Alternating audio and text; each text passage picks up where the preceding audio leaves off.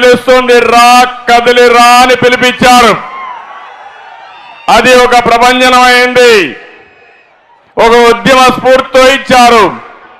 అప్పుడు పార్టీ లేకపోయినా ఆ పార్టీకి సారథులు ప్రజలే సాన్నిధ్యం వహించి గెలిపించే పరిస్థితికి వచ్చారు. ఈరోజు నేను మీ అందరి సహకారం అడుగుతున్నాను. ఈ రాష్ట్రాన్ని కాపాడుకోవడానికి రా కదలి రా, ఇది మీ అందరి బాధ్యత. మేం వేదిక పైనుండే వ్యక్తులమే కాదు, నేను పవన్ కళ్యాణ్ గారే కాదు, ఇది మనందరి సమిష్టి బాధ్యత. అవునా కాదా అని మిమ్మల్ని అడుగుతున్నా. సమిష్టి బాధ్యత అయితే రాష్ట్రాన్ని కాపాడుకుంటామని గట్టిగా చప్పట్లు కొట్టి హర్షాన్ని, ఆమోదాన్ని తెలియజేయాలి.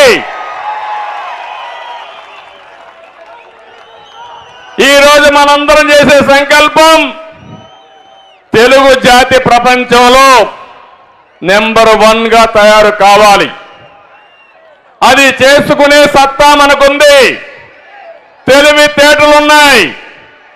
కానీ ఈరోజు మన రాష్ట్రంలో మాత్రం ప్రజాస్వామ్యం కూడా లేకుండా ఏదైతే బ్రహ్మాండంగా చైతన్యంతో పోయే తెలుగు జాతి భయపడే పరిస్థితికి వచ్చిందంటే ఈ యొక్క రాక్షస ప్రభుత్వాన్ని ఇంటికి పంపించి మళ్ళీ తెలుగు జాతికి పూర్వ వైభవం తెచ్చుకునే బాధ్యత మనందరిది అని చెప్పి నేను మీకు తెలియజేస్తున్నా.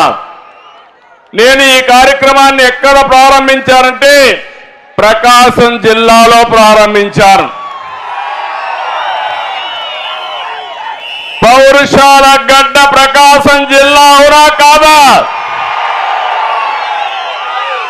బ్రిటిష్ వాళ్ళకి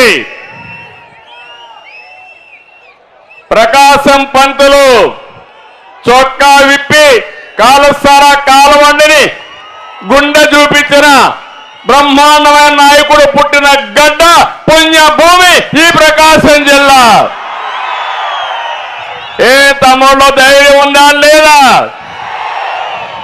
కేసులకు భయపడతారా మీరు? సైకోకు భయపడతారా మీరు? ఇంకో పక్క ప్రకాశం జిల్లా ఒంగోలు గిత్త. ఒంగోలు బుల్ అయితే మన దేశంలో కొంతవరకు పాపులారిటీ రాలేదు. కానీ ఈరోజు మీరు చూస్తే బ్రెజిల్లో ఒంగోలు గిత్త బ్రహ్మాండంగా పరిగెత్తా ఉంది తమ్ముళ్ళు, అది వాస్తవం. నేను 2002 నాస్కాట్ మన నేషనల్ గేమ్స్ పెట్టాం. ఆ రోజు ఒంగోలు గిత్తని నాస్కెట్ కింద వీరా అని పేరు పెట్టి ప్రమోట్ చేసిన పార్టీ తెలుగుదేశం పార్టీ.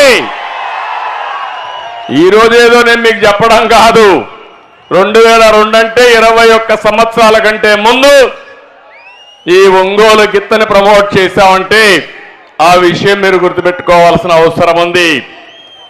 ఒక్క విషయం ఈ సందర్భంగా మీ అందరికి తెలియజేస్తున్నా. నేను చిన్నప్పుడు చూసా, ఎద్దులే సర్వస్వం.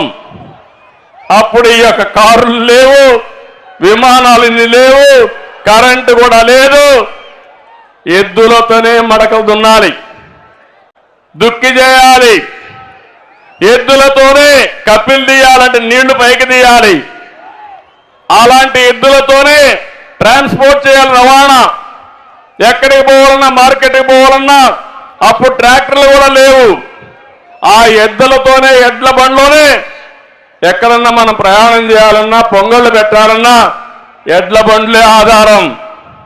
అలాంటి రోజుల నుంచి ఈ రోజుకి మార్పు చూస్తే కార్లు వచ్చాయి, డ్రైవర్లెస్ కార్లు వచ్చేసాయి. కారులో డ్రైవర్ కూడా అవసరంలా, కారు ఎక్కి కంప్యూటర్ ఆన్ చేస్తే ఏ ఊరికి పోవాలో, ఏ ఇంటికి పోవాలో నేరుగా వెళ్ళే రోజులు వచ్చాయి.